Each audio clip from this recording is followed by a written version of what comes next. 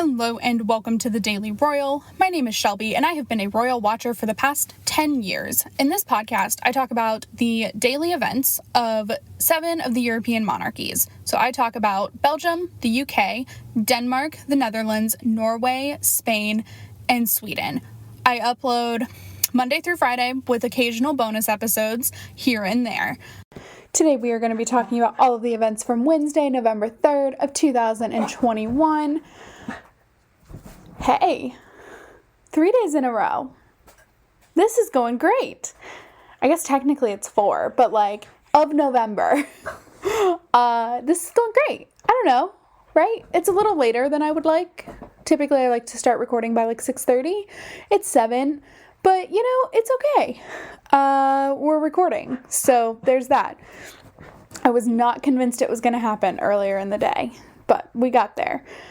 So today was a slightly busy day. I'm not going to say it was the busiest day, but we have some things to talk about. So we are just going to jump right in with the British royal family.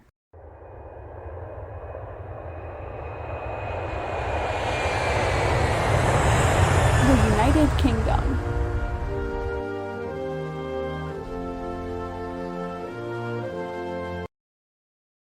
Today was day 3 of the COP26 UN climate summit thing. I just call it COP26, but I think it's the UN Council on Climate of Participants. And I think those participants are participants of the Paris Climate Agreement. I think. I'm not 100% sure on that one though. So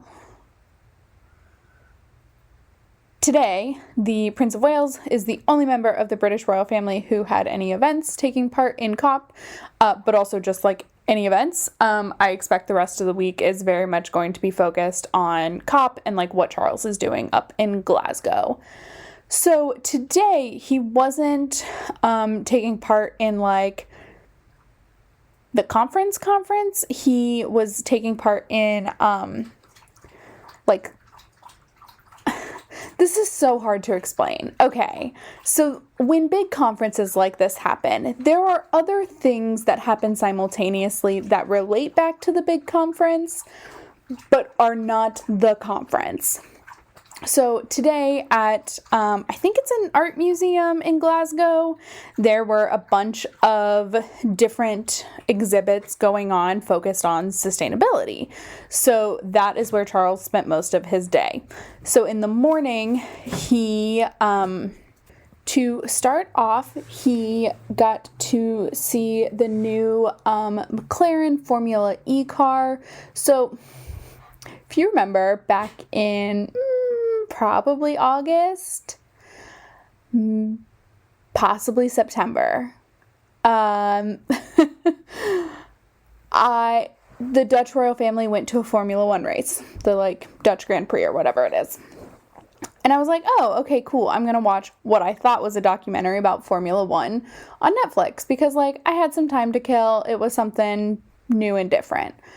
Okay, well, what I thought was a documentary turned out to be a 4-season something that is going to have more seasons based on Formula One driving, and the races and the series and the years. So I watched all of it because of course I did. I did not know that there was also Formula E, which is Formula One, but for electric cars. And now I'm going to go down a whole new rabbit hole, because of course I am. So McLaren is a British company, and is sometimes a good, I don't know their Formula E status, but Formula One racing, they're good, they're not great.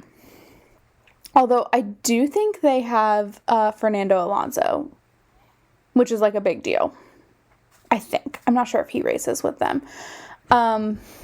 You guys, when I say I got invested, I got very invested. Very, problematically invested. Okay. So today, Charles was able to see that car.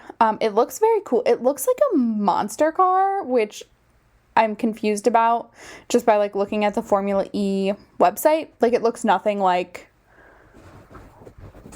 what I thought it would. But maybe that's what the new cars are going to look like for the upcoming season. I don't know. So anyway, he met with like the team, McLaren team director or whatever. I think it's like the CEO of McLaren Racing or something like that. And a couple of like drivers and techs and things like that. So that's kind of cool. So that was his first event. And then also today he attended the delivery, or actually he delivered the first, let me make sure I have the name right. The Terracarta Seal Awards. So a Terracarta. I'm never going to get that right because it makes me want to say terracotta, which is like the name of a clay material. So the Terracarta seal is basically a seal of approval for companies that have a proven, at this point, commitment to creating sustainability within their company. So he delivered the first round of those. That is from the Sustainable Markets Initiative kind of conversation. Sometimes it's really hard, and this is something that I may like make an infographic or something about to help us all kind of navigate this. But like, Charles has a lot of different pots going, and it's hard for me to know exactly like which ones go where. So I think this is with Sustainable Markets Initiative, but like, again, it's all kind of tied together through Charles, but also like its own separate entities. So I'm not entirely sure. So that was his second event. And then he also in the evening attended, a exhibition focused on, so it's an installation of Stella McCartney fashion. So Stella McCartney, a brand / person, is a fashion designer who is very sustainably minded and has been for years, like very intensely, just one of the go-to for sustainability. So the whole exhibit is to encourage the discovery and creation of a more sustainable fashion brand industry, to really help promote those ideas. Also randomly at this exhibition, but not so randomly if you consider all the factors, but the Prince of Wales met Leonardo DiCaprio, which is this bizarre, like, what is going on world. Leonardo DiCaprio is a very pro-environment person, public persona, so that makes sense to me, but just like very bizarre. So that was all that happened today. I think he probably is still scheduled for events tomorrow. I am so disappointed that they're just like not sharing what's happening ahead of time. Like, I don't know what to expect tomorrow. It just bothers me a little bit. So anyway, that is what was going on in the British royal family. So now we are going to go ahead and move on to Denmark.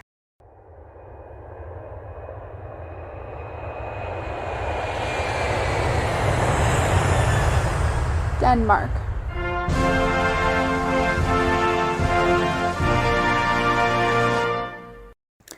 In Denmark, there were quite a few events today, most of them, again, relating back to the Nordic Council, which Denmark is hosting. So like I mentioned in yesterday's episode, the royal family will have some involvement, just because they are the host country, and therefore, typically, when host countries are involved, the royal families, heads of state, etc., come, like the most public people of the country, make appearances for this kind of stuff. So first, Queen Margrethe held a audience with the Secretary General of NATO, or the North Atlantic Treaty Organization. So one, he is the former Prime Minister of Norway, and therefore part of the Nordic world. And two, he is the guest lecture speaker, whatever it's called, at a Nordic Council. I don't really know, but he is coming to give a keynote to the council about ongoing more military issues. So just a quick refresher. The North Atlantic Treaty Organization was created after the Second World War that basically said all of these countries came together and said, if you attack one of us, we attack you. Like, all of us attack you back, which has been very complicated, specifically when the U.S. decided to go to war in Iraq. It wasn't as complicated in Afghanistan. That was a little easier. But in Iraq, it was very complicated. And it certainly has its complications, but like at the end of the day, it's part of what's keeping our world semi-peaceful. So it is a alliance of countries, but it's mostly military based, for the most part. Not completely, but for the most part. So that is a little background there. So he was there for that, and then after that audience, Queen Margrethe hosted a reception for the leaders of all of the Nordic countries, where she gave a speech focused on the cooperation that is really just ingrained in the Nordic people. So the Nordic Council has been in existence for close to 50 years, close to 60 years, I guess. It was like 1950 something, either 52 or 56. I don't remember exactly. And when in her speech, Margrethe talked about how this was just like a natural, of course, we should actually form something legitimate out of this, because their histories are so rooted together, their cultures are so similar. And so she talked about that. She also talked about how the Nordic countries are really making a push to be the most sustainable quickly, which I don't understand how they're not already. Maybe they are. It's just not an official title given. But I just want to very quickly say, these world leaders, the prime ministers of Norway, etc., and Denmark, are these people not tired? Not all of them were at G20. In fact, I don't know if any of them were at G20. But then we had G20, and then we had COP, and now we have the Nordic Council going on. I'm tired, and I'm just watching these things happen. It's just been a marathon of 5 days of global leaders all coming together. I don't know. It's just, that's a lot to me, but this is why I'm not cut out to be a world leader. This is why I cannot be a politician. So those were the two events that Queen Margrethe had. And then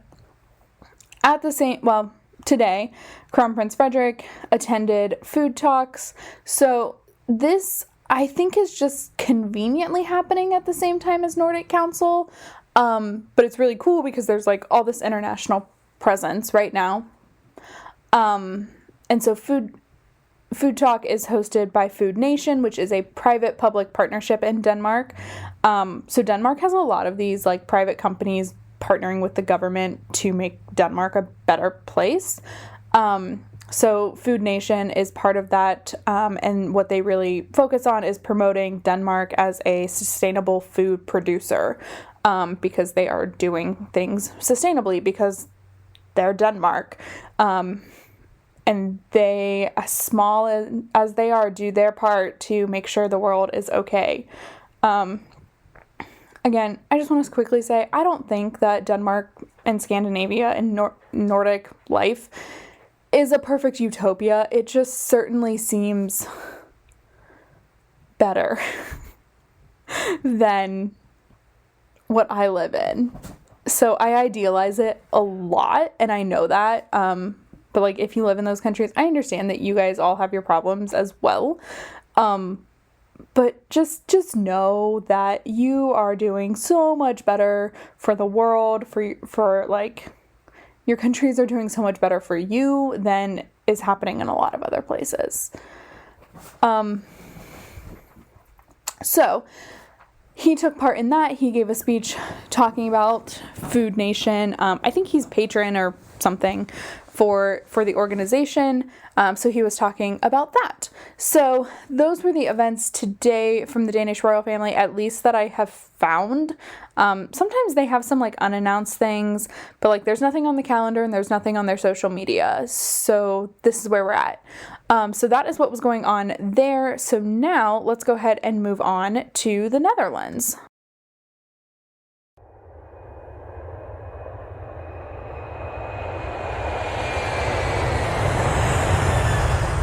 The Netherlands.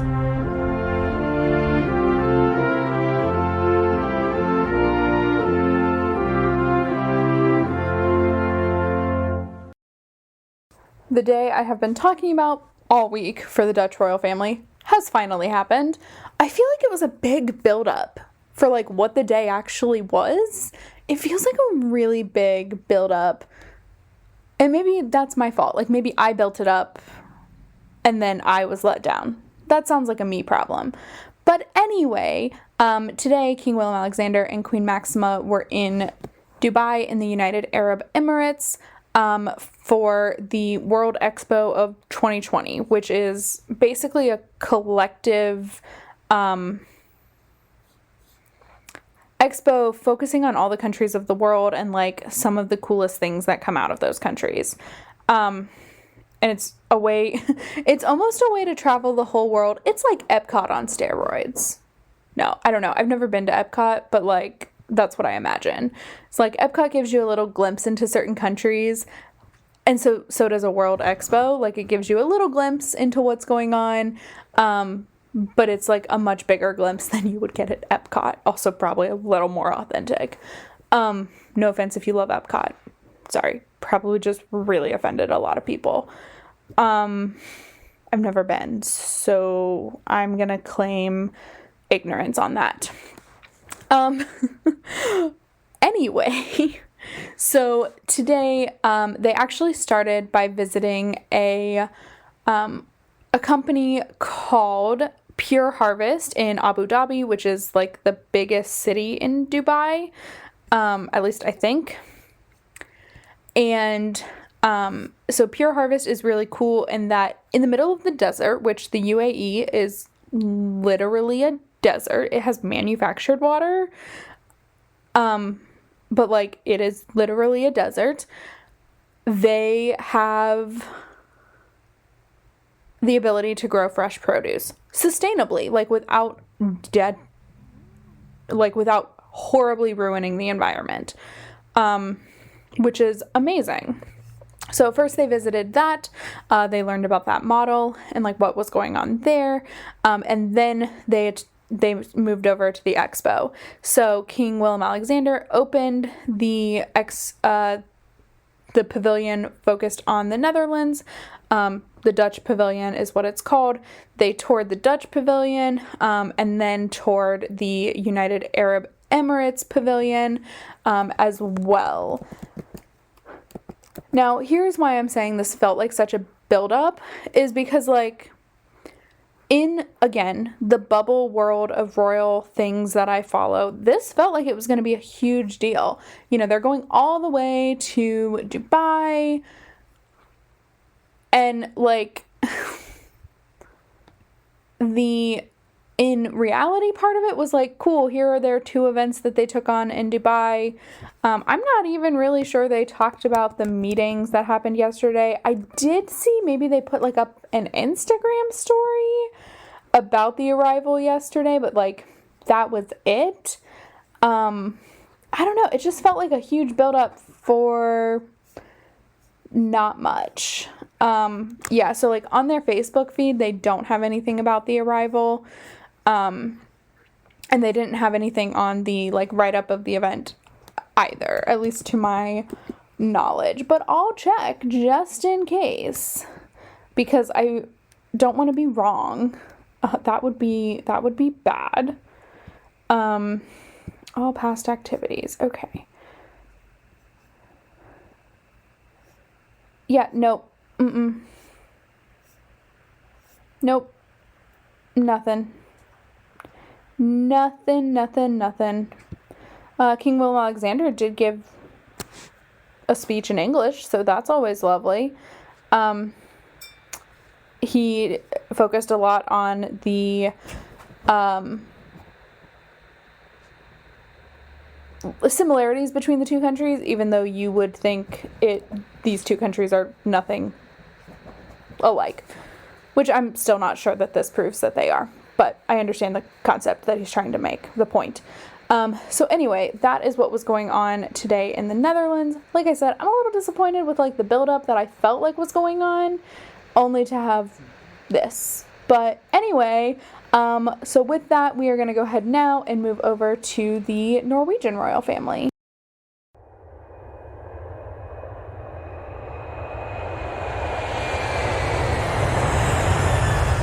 Norway.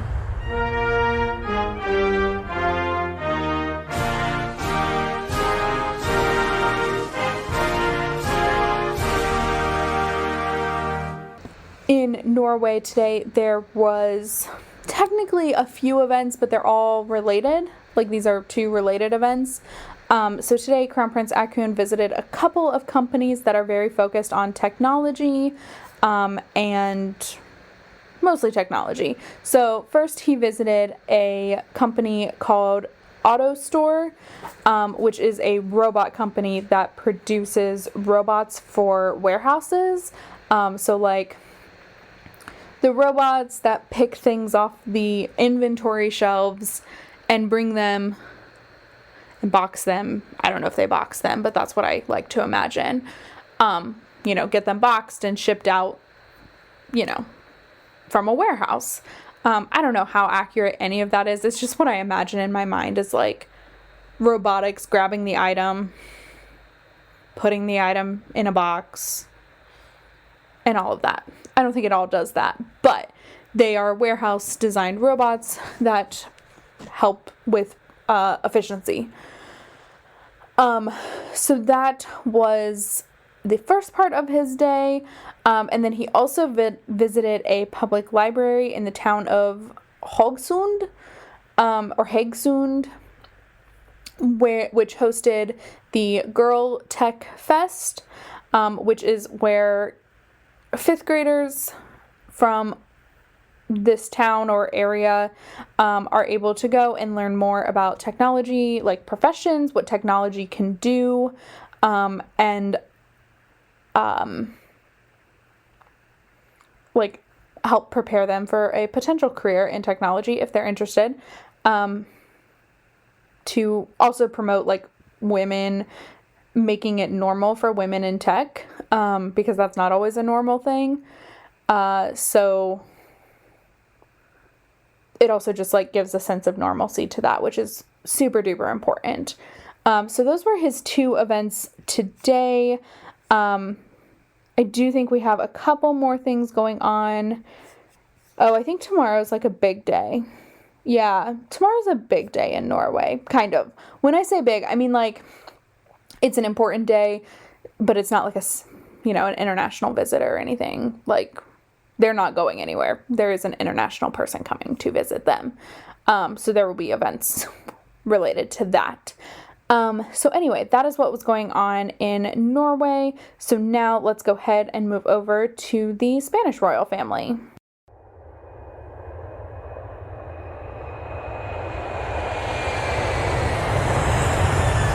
Spain.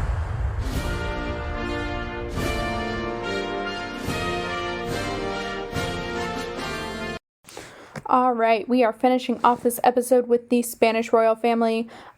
Today, like I mentioned yesterday, King Felipe did have a couple of events, less than I thought, but I don't know. I don't know what's going on. I thought he was doing like a couple events a day. the event that I thought was happening today was not happening today. I am all sorts of confused, which I don't understand, because, like, I have it all written down, and somehow I am still confused on what's going on. Welcome to my life this week. So anyway, King Felipe had 2 different events this morning, today at least. First, he met with the governing board of the National Police, which is focusing on current operations, ongoing operations, and just like experiences of the last, I guess, almost 2 years now. Holy moly. So the National Police is exactly what it sounds like. It is a police force for all of Spain. When you go to the police academy, like, you go to the Policia Nacional Police Academy, and you basically then can be a police officer anywhere. There are cities that still have, like, their own police force, like Madrid has a police force, and but this is, like, the national one. And they were primarily responsible for a lot of things during the pandemic, specifically enforcement of any COVID restrictions, which was challenging, to say the least. There was a lot of things going on there. But also, I mean, they have ongoing operations, of course, things they're trying to prevent, things they're trying to learn what's going on. So this was just like an update to the king kind of day. So that was his first event. And then he also held a meeting with the board of the Pro Royal Spanish Academy, or Pro Real,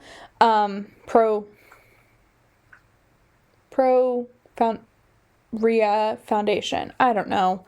Anyway, it's the Royal Spanish Academy, which really focused on the needs in the academic world of Spain. So that was that. They don't give a ton of details on these board meetings that they preside over. Obviously, again, not obviously, but this means to me that King Felipe is like honorary president, which makes sense because it's the Royal Spanish Academy. So that is what was going on for King Felipe in Spain. And then we get to Paraguay, where Queen Letizia is currently on a cooperation visit.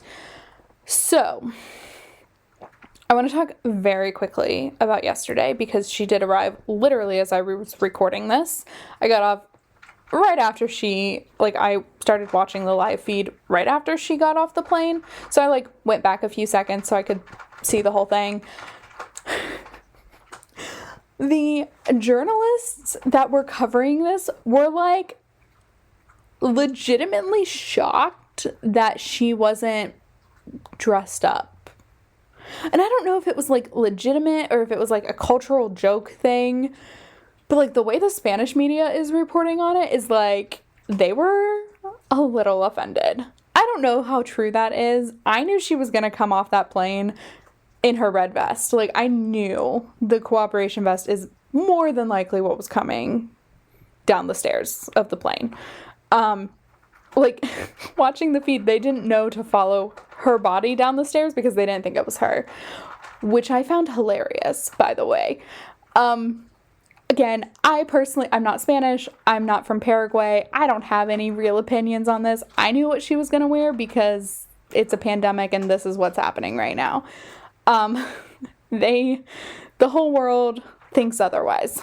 But anyway, so that was, they're an hour ahead of me in Paraguay. So right now it's 7:30 here, so it's 8:30 there. So most of the things have happened.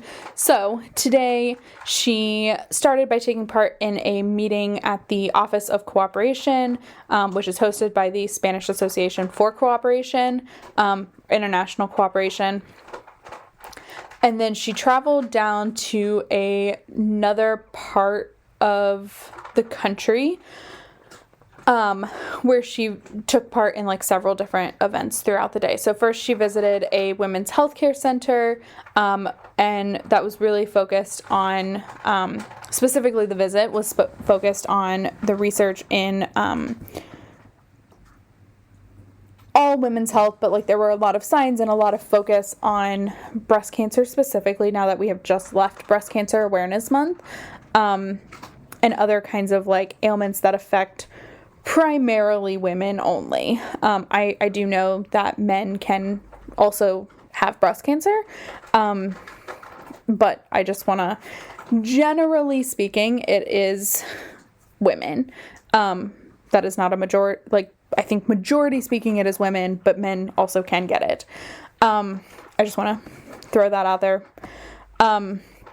But they also talked about other issues affecting women's health in Paraguay.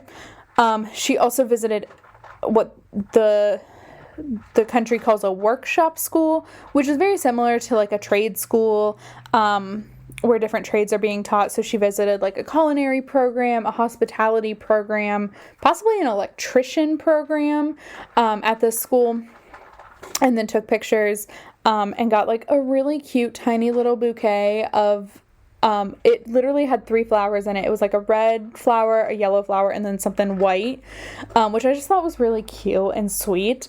So I thought that was great. And then she also, what I thought was, we'll talk about this in just a second. So what I thought was, when I was writing this outline, the final stop of the day was to the Jesuit missions of, I think, Jesus in Trinidad or Jesus in Trinidad. I'm not sure. That have recently been declared, or not recently, literally when I was born, UNESCO World Heritage Sites, and like were part of the restoration process in collaboration with AECID, which is the Spanish Association for Cooperation. So they were able to take those on and really help restore them and make sure they were no longer decrepit. So that is what I thought was the last event. And then I literally just logged on to Twitter, or saw that like there was a notification on Twitter. So let me quickly just read this, and see if I can make any sense of it.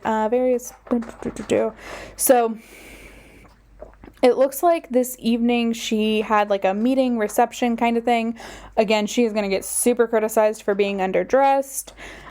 Which, like, honest opinion, I kind of agree in this situation, because, like, the people she is talking to are in not super nice dress, but, like, she's sitting there in super casual clothes with a red vest, which is fine, but, like, everyone else is dressed fairly nice, because they're meeting a queen, and she's super cash. I know that that's the expectation. Like, I know that that's what she's going to wear, but I'm just going to say, girl, wear a dress. Like, doesn't even have to be a fancy dress. Just wear a dress for this. But she met with employees of Spanish Cooperation that are in country, as well as citizens who are collaborating. At least, I think. This tweet is not super definitive, and maybe these are all Spaniards who are working with Spanish Cooperation. I don't know. It's hard to tell. But, and of course, Casa Real's website is not completely updated yet because it's, I don't know, midnight, 1:30 in the morning over there, something like that. So that's not updated yet, but that's okay. So if there's more to talk about with this event tomorrow, I certainly will. But as of right now, that is where we are going to finish this episode off. And so with that, I will end this here. Please check out all the things, thedailyroyal.com, The Daily Royal on Instagram, shop The Daily Royal on Etsy, like and review this podcast wherever you are listening, and I will talk to you all tomorrow. Have a fantastic Thursday. Bye.